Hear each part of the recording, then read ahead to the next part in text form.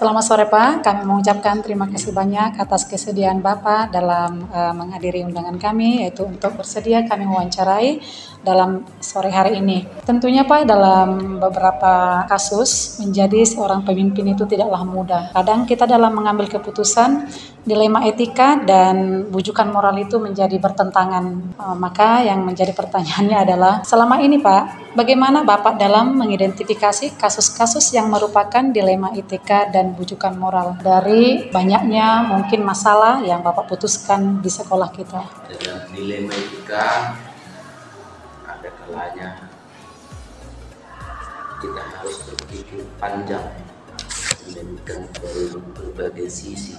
Ada kalanya tidak berlaku aturan seperti aturan yang tertulis, lebih kepada pertimbangan sosial atau pertimbangan moral.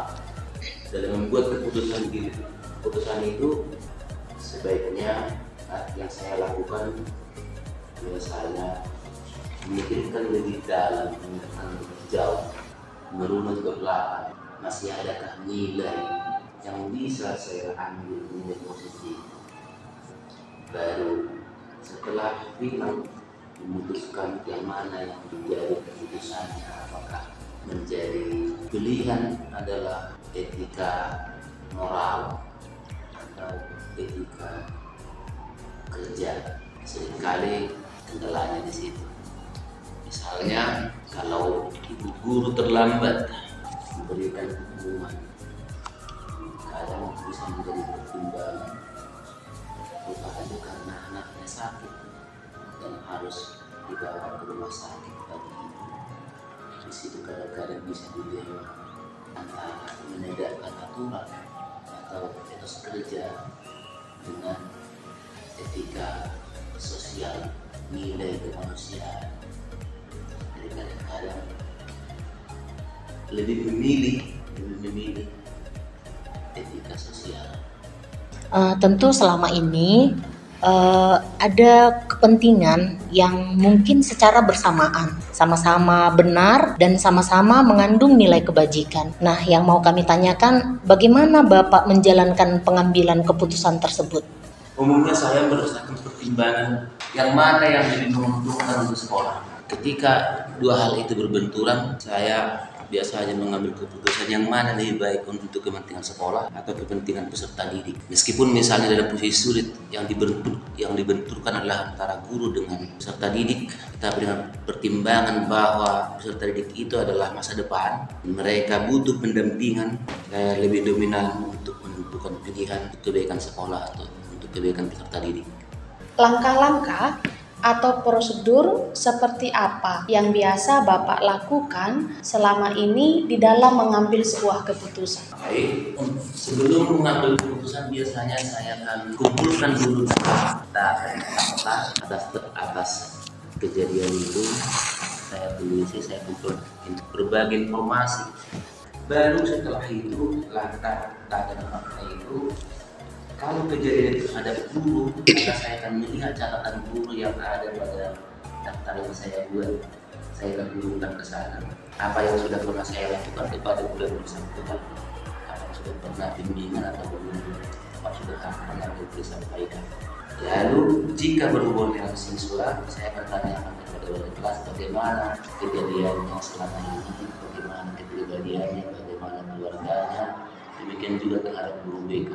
Ketika data itu lengkap, baru saya akan memutuskan yang mana pilihan yang paling bijak, yang mana pilihan yang paling bijak buat hal itu. Demikian itu prosedurnya.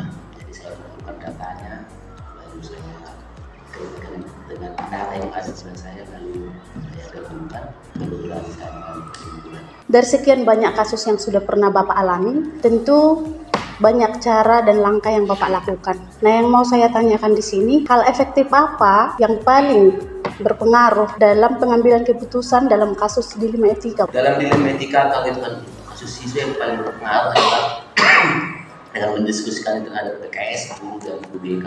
Itu yang paling berpengaruh, itu paling efektif. Tidak dipusatkan kepada kepala sekolah. Kemudian kalau terhadap guru, biasanya saya menggunakan data yang ada saya dalam file bergerak. Jadi butuh pendapat dari banyak orang. Kalau kita kasus terhadap guru, biasanya bertanya juga kepada PKS atau mungkin orang yang saya percaya bisa memberikan masukan yang lebih komprehensif tanpa melihat hubungan pribadi dan hubungan sosial, bisa menjadi. Berarti melibatkan orang lain juga Pak dan berdasarkan data. Betul. Jadi Pak, hal-hal apa saja yang selama ini merupakan tantangan Bapak dalam mengambil keputusan pada kasus-kasus D5 etika tersebut Pak? Yang paling sulit sebenarnya mengatasi itu dilema etika adalah pada kasus guru. Itu pilihan yang paling sulit. Masih sulit dibedakan antara hubungan sosial dengan hubungan kerja. Kita lebih banyak pertimbangan sosial. Kita memilih A bagaimana B, kita memilih B bagaimana A. Yang paling susahnya ketika kasus itu tidak berterima, tidak ada jawaban yang kita panggil, yang kita rasa bersalah. Sementara kita masih punya pertimbangan yang lain. Nah misalnya orang tua mengeluh ada kendala pembelajaran antara si anak dengan salah seorang guru. Lalu kita komunikasikan dengan gurunya, lalu gurunya perlu berterima. Itu menjadi pertarungan pribadi, bukan antara kita dengan gurunya, hanya kita sendiri jadinya. Kita yang berdebat dalam hati. Kalau misalnya sudah kita panggil tapi seperti itu tidak berterima, alangkah baiknya sebenarnya kita katakan seperti itu, baik Pak, nanti saya akan berusaha perbaiki. Sebenarnya kan sudah selesai, tapi ini tidak berterima dan bercokol pada pendapatnya itu merupakan pilihan sulit. Ya biasanya kalau seperti itu, kalau saya sendiri tahankan sendiri. Karena kalau dia sudah mengatakan dia sudah benar, aku tidak lagi ditemui. Sementara kita menyampaikan itu, memang kita punya fakta sudah datang orang tua. Tapi ketika terjadi pembelahan dirinya, jalan terakhir, kadang-kadang saya gunakan prinsip kalau benar akan menuai itu jalan pilihan terakhir. Demikian.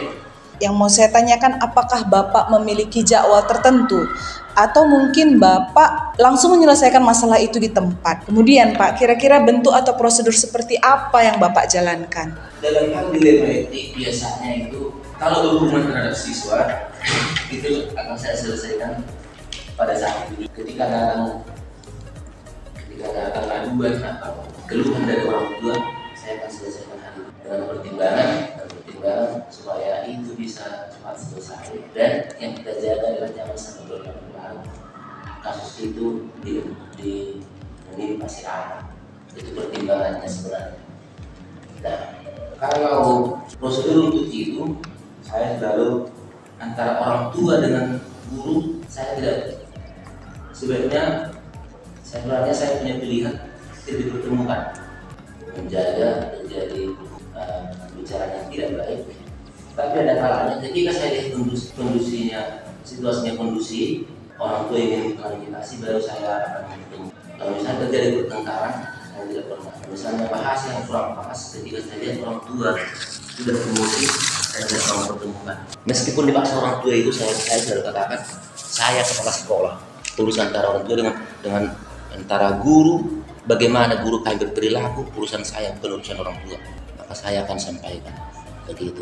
Tapi kalau saya lihat situasinya kondusif atau orang tua hanya mengklarifikasi, satu sisi saya bisa lebih senang antara orang tua dengan guru, bisa suasananya lebih akrab, dan ada kalanya itu menjadi bermanfaat, membawa dampak positif kepada anaknya menjadi akrab dengan gurunya dan pembelajaran berlangsung dengan baik. Kalau misalnya terhadap guru yang bermasalah, biasanya saya lihat dulu datanya, apakah sudah pernah hal itu. Kalau misalnya sudah pernah, apakah sudah saya panggil. Nah, sekali lagi saya punya catatan rekam jejak terhadap guru seluruhnya. Kapan ketidakhadiran pun saya selalu catat. Permisi jam ke-6 atau misalnya jam ke-5 pun saya akan catat. Saya selalu punya data itu.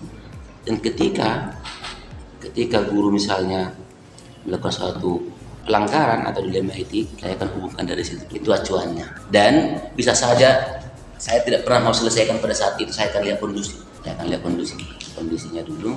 Ada kalanya saya sampaikan hanya pada saat rapat evaluasi. Kalau saya rasa tidak begitu, meskipun mungkin sasaran tidak tercapai, tapi saya harapannya semua tahu bahwa hal itu tidak baik. Demikian. Adakah seseorang atau mungkin faktor-faktor apa yang selama ini mempermudah atau membantu Bapak dalam pengambilan keputusan dalam kasus-kasus dilema etika, Pak? Biasanya dalam hal ini saya akan berdiskusi dengan orang yang saya percaya. Kalau terlalu sulit, biasanya seperti yang saya katakan tadi, saya akan tanya kepada orang yang saya anggap mampu untuk menjawab itu. Nah, saya mau berdiskusi bagaimana kalau seperti ini. Tapi kalau misalnya hanya di internal sekolah, biasanya saya diskusikan dengan wakil kepala sekolah. PKS gitu ya, Pak? PKS, wakil kepala sekolah. Jadi sama-sama mengetahui kasus itu dan biasanya kami akan ambil kesimpulan bersama itu bagaimana baiknya. Oke Pak, untuk pertanyaan yang terakhir, pembelajaran apa yang dapat Bapak petik dari pengalaman Bapak mengambil keputusan dilema etika? Dalam hal mengambil keputusan mengenai dilema etika perlu data, kemudian perlu orang, teman untuk berdiskusi, teman untuk mengambil kesimpulan itu, perlu teman untuk apa istilahnya, bertukar pikiran, berkomunikasi. Jangan sampai keputusan itu diambil tunggal. Efeknya ketika keputusan itu salah akan terjadi penyesalan dan bisa dampaknya bumerang. Contohnya ketika mengeluarkan si anak dari sekolah, tidak boleh keputusan itu diambil oleh sekolah. Yang paling mudah adalah bawa ke rapat guru memutuskan bahwa ini harus, orang tua tidak bisa komen. Kalau itu kepala sekolah yang memutuskan, sampai kalau di kelasnya juga kepala sekolah yang bilang harus pindah, maka itu sangat berbahaya. Orang tua akan bisa menempuh jalur hukum. Tapi ketika sudah rapat guru, orang tua tidak bisa berkata apa-apa. Demikian saya kira. Terima kasih atas jawaban Bapak yang sangat menginspirasi dan menarik bagi kami. Tentunya menjadi seorang pengambil keputusan atau pemimpin itu tidaklah mudah. Maka diperlukan kebijaksanaan dalam setiap momen dalam pengambilan keputusan. Semoga Tuhan memberikan Bapak kebijaksanaan dalam mengambil setiap keputusan yang ada di sekolah ini. Karena sesungguhnya kita semua adalah pemimpin. Terima kasih. Selamat siang Bapak J. Purba. Kami menyampaikan banyak terima kasih atas kehadiran Bapak dan bersedia kami wawancarai di sore hari ini. Kami tentu menyadari Pak, sebagai seorang pemimpin itu mengambil keputusan tidaklah sesuatu yang mudah. Tetapi sebagai pemimpin kita dipaksa untuk mengambil keputusan tersebut. Selama Bapak memimpin sampai dengan saat ini, kira-kira bagaimana Bapak mengidentifikasi kasus-kasus yang merupakan dilema etika atau bujukan moral? Baik, terima kasih. Sejauh pengalaman saya sebagai kepala sekolah untuk mengidentifikasi kasus-kasus baik yang terjadi pada Bapak Ibu guru maupun siswa, yang pertama saya dapatkan berdasarkan hasil observasi sendiri pribadi.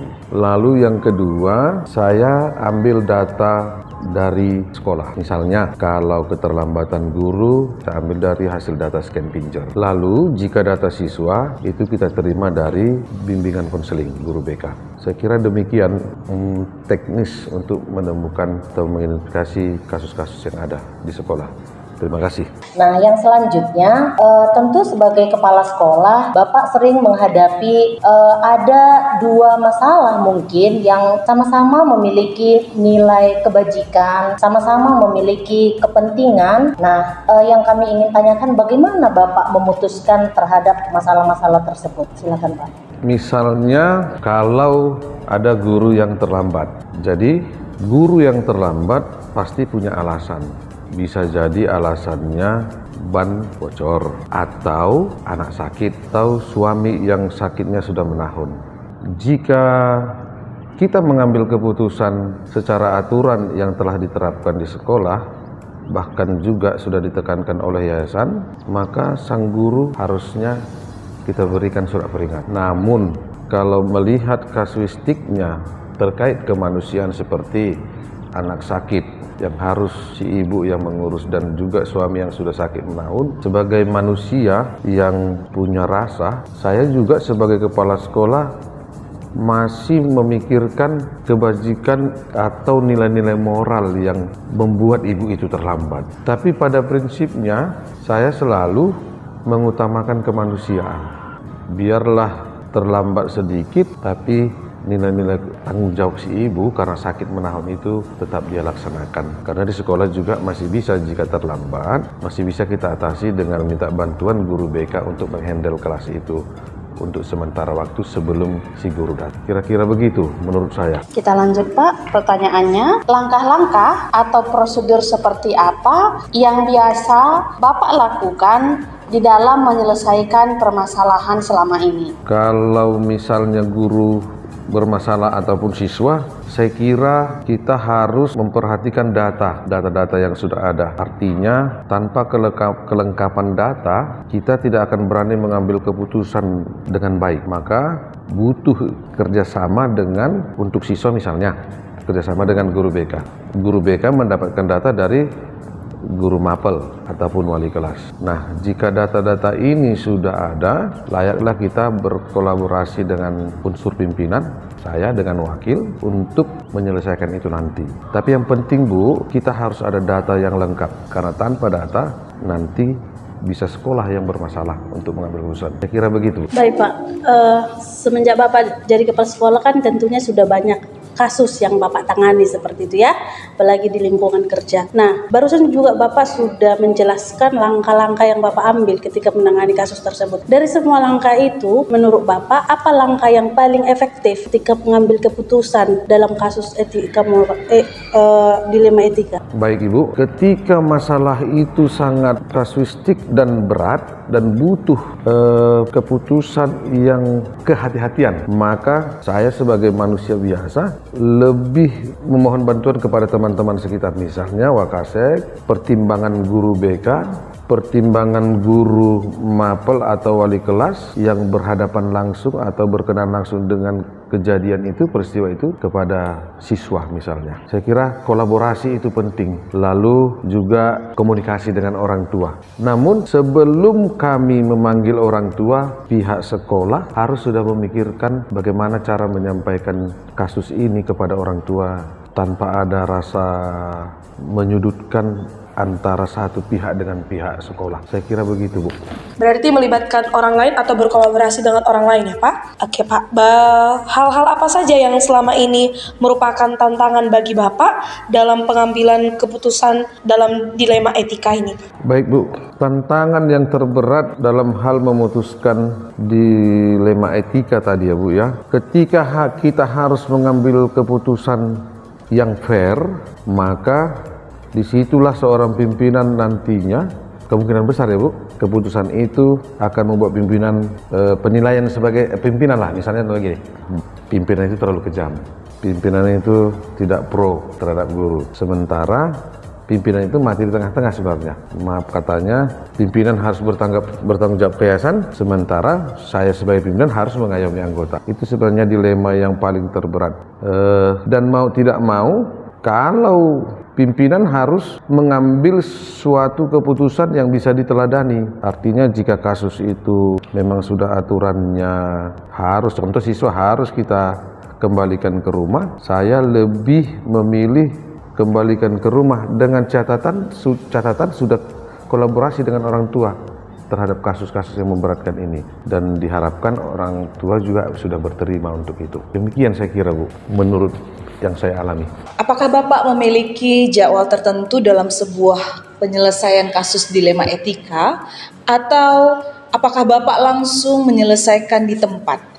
Kira-kira Pak, apa bentuk atau prosedur yang Bapak jalankan? Baik Ibu, misalnya kalau kasusnya sifatnya tidak candu lah saya bilang ya, candu ini akan berulang-berulang terus, saya ambil langsung yang bermasalah, saya panggil, langsung saya nasihati. Ketika kasus ini berat dan butuh ahli juga, maka nanti kita akan ambil waktu bersama tadi yang berkolaborasi yang kita anggap mumpuni untuk menyelesaikan permasalahan siswa tersebut. Setelah ini oke, baru kita akan panggil orang tua. Tapi yang pasti kasus itu harus ada kita panggil yang ahli dalam bidang itu. Karena kita walaupun sebagai bapak ibu guru, pasti ada ketidakmampuan kita untuk mengatasi masalah. Misalnya kalau selama ini sih belum ada, tapi kasus narkoba, berarti yang kita harus panggil para medis dan juga yang ahli dalam itu. Demikian kira-kira Ibu. Baik Pak, ini ada 2 pertanyaan lagi. Apakah ada seseorang atau faktor-faktor apa saja yang selama ini mempermudah atau membantu Bapak dalam pengambilan keputusan dalam kasus-kasus dilema etik? Yang pasti wakil kepala sekolah, guru BK, datanya, dan juga hasil scan picture tadi saya kira Pak. Dan juga bantuan dari para ahli gitu. Ya, Pak ahli di bidangnya untuk kasus tersebut. Saya kira, seandainya mentok, saya pasti akan diskusi dengan atau mencari advis dengan yayasan. Demikian saya kira Pak. Baik Pak, dari semua hal yang telah disampaikan tadi, pembelajaran apa yang dapat Bapak petik dari pengalaman Bapak mengambil keputusan dilema etik? Pembelajaran yang saya dapatkan, Bapak Ibu, teman-temanku sekalian, ketika kita seorang pemimpin mengambil keputusan dengan rasa, maka hubungan saya seorang pemimpin dengan Bapak Ibu guru baik-baik saja. Namun ketika saya mengambil keputusan berdasarkan aturan, maka saya harus siap menjadi pemimpin yang tidak disenangi. Ada sih pepatah mengatakan tidak bisa kita menyenangkan semua orang. Maka menjadi leader harus siap tidak disenangi. Terima kasih, saya kira begitu.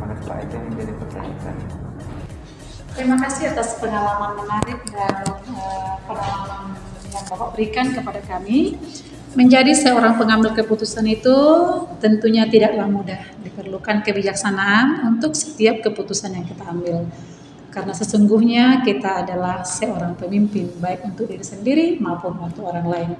Sekalipun seperti jawaban Bapak yang terakhir tadi, menjadi leader itu siap untuk disenangi. Tetapi kami yakin dan percaya ketika kita memberikan keputusan yang bijaksana, kita akan pasti disenangi. Semoga Bapak sehat dalam melanjutkan tugas kepemimpinan Bapak selanjutnya. Terima kasih Pak.